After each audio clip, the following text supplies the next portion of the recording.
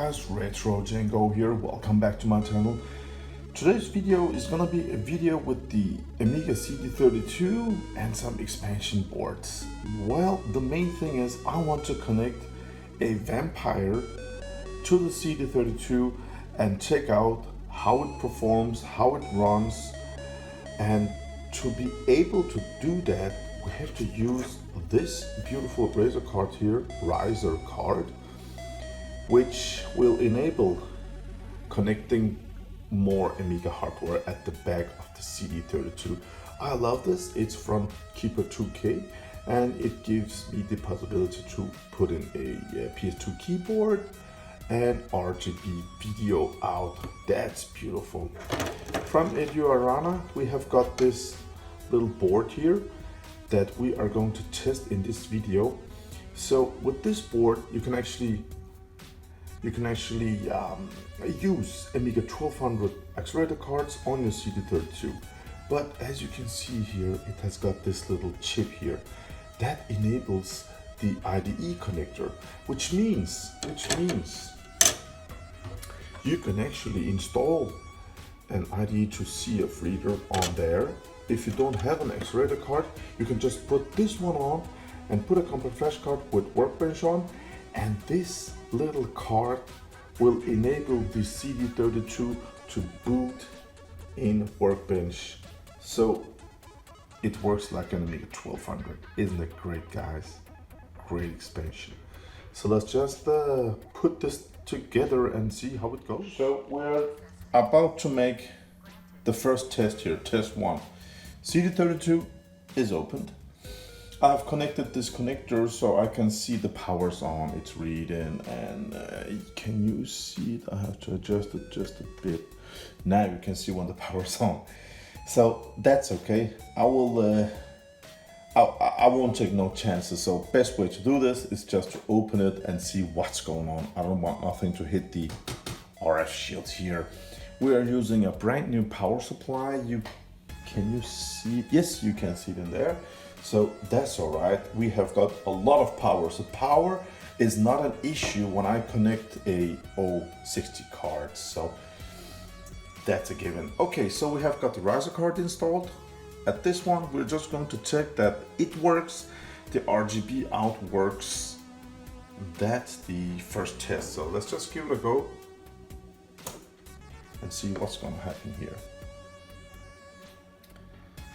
I hope that it works. Yeah, nice. So a riser card works fine. We have got RGB out. Now we could also check the IDE, but that's some boring stuff, man. So let's just let's install the first card and see what's gonna happen. I'm going to install this beauty and see if it boots. After that, we are going to play around with the Vampire card and have some fun on this video, guys. And of course, later, probably in another video, we're gonna check out this terrible fire. Is it terrible or is it all right? So let's just go ahead and install this. As you can see on these cards, you have got two slots here, so you can't turn it the wrong way. As you can see here, we have to turn it this way. But as you all can see here at the side, that's just not possible. Yeah, so we have to take out the shield and then it should just hang up in the air. That's not a great solution. Let me just check out the shield and let's see what we're going to do, because if we take a look at the Vampire has to be installed like this, and yeah, we definitely have to remove the shield. That's a given. Let me just move that. The thing is, yesterday I uploaded a little teaser video showing you guys what we're going to experience for the next upcoming days. And one of you guys wrote on the comments, you can go and watch it, that this little board here, he didn't have that much success with it because he mentions a lot of cards that doesn't work with this. He's anxious to see if the warp card works. I got a warp 1260, so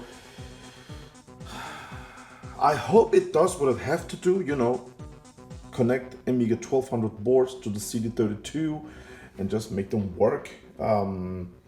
We have removed the shield, as you can see, guys, so let's just install this. I googled it. Some people have some trouble with this, but I don't know. Edu makes great stuff for our Amigas, so I do really have high hopes for this product. Absolutely.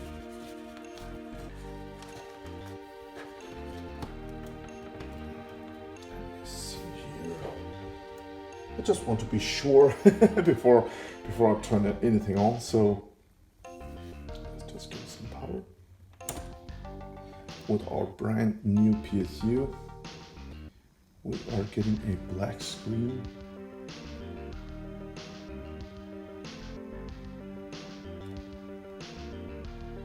Black screen. It should boot.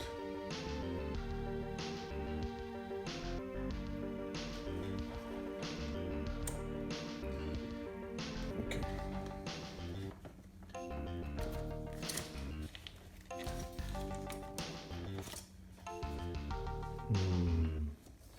Sometimes I have to pull a bit out on the Amiga 1200. Let's see here. It's, yeah. All right, let's just give it a go again. 3, 2, 1, go. Yeah. Click now. The screen got a bit grayish. The no signal logo is gone, so it is getting something from the CD32, but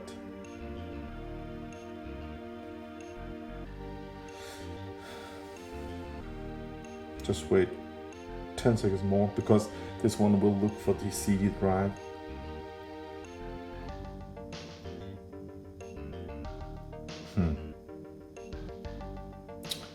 Dude, maybe you're right. Maybe this card isn't the best in the world. Yeah, nothing, man, nothing. Okay.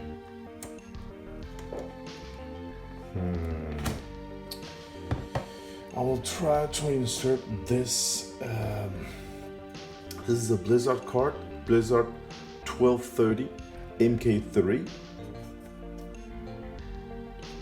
Some users just love this card. This one works amazing in an Amiga 1200 setup with WHD load gaming. This is a real nice card. Come on. We're ready? We're ready. Let's give it a go. Let me see. So that no signal is off. It gives me those stripes and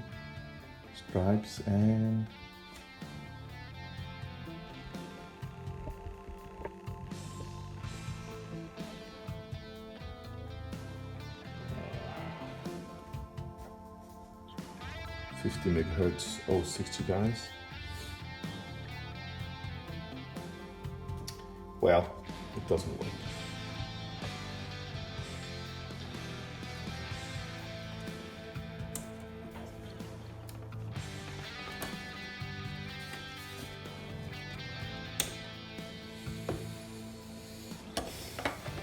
Well, that's not cool.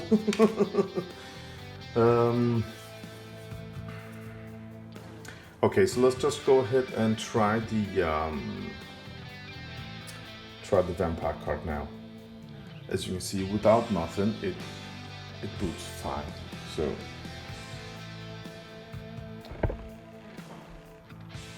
I had some stuff I wanted to show you, but if it doesn't work, it doesn't work. We can still try this card in the Amiga 1200, guys, and have some fun with it. I mean, why not? Okay, it's time to install. As you can see, we have the CD32. I mean, the CD32 works. We have a nice picture. Okay, the power is off.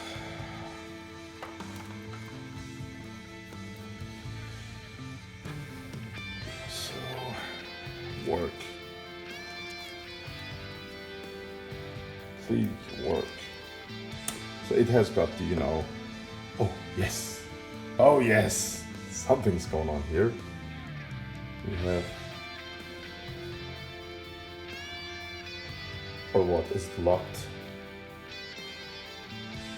We have got micro SD card installed. It should load. This vampire works great. And come on, give me a picture. It gives some sort of signal, but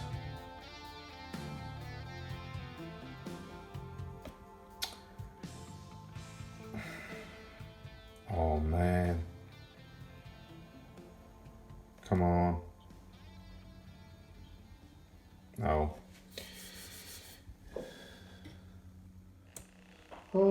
No bias stuff here, guys. I must say my plans with this video just got ruined by this beautiful card here. PBC here. Yeah, I got told that this wasn't the best, and yeah. Oh, now we're testing the Terrible Fire TF330, and Stephen Leary, thank you, man. It just boots. Nice. So, okay, let's end this video, guys, because this is not what I have planned to do. I am going to make another review of this TF330. So this is just a teaser video. Just look at this. Your computer is an Amiga CD32. Nice. It's a Motorola 030 running at 3.9 megahertz. Great stuff, guys. Okay, we have the Terrible Fire working. That's great. So in conclusion, didn't work. Because of that, we couldn't test the 030. Because of that, we couldn't test the 060. Because of that, we couldn't test the Vampire. But again, don't worry, be happy. We are going to make another video with an Amiga 1200 with a powerful PSU. We're gonna test all this great stuff. Which one should I go for first? What are you guys most interested in?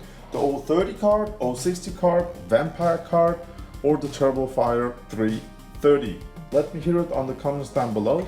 I'm not gonna test this further out because you just saw what it does, what it did. And it's brand new, it's, you know, all clean at the legs, and I know the other cards, they work fine. So it is what it is, guys. It's 30-year-old hardware. Yeah, I'm still happy that Diorama makes new Amiga stuff, hardware for Amigas. I'm a hardware nerd. I love all Amiga hardware. Everything new is just amazing for me. So let's just be happy and run Doom 2. Yeah. Yeah. Adding 200 buffers. So we're just running at low resolution. Yeah. Yeah. Nice. You can see the 32 version. Oh, nice. All right, guys. Thank you for watching. I hope you enjoyed this. And I hope you will join me on the upcoming review of these beautiful cards. And as always, you guys on Patreon supporting me, thank you guys. Also, lately I have got some new donations.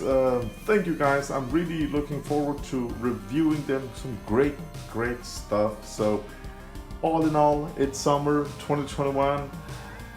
The world is opening again.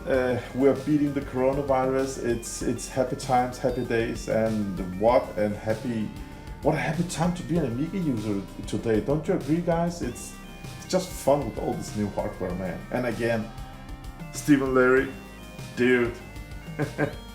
Yeah, you know what I mean. Have a great day out there. Bye.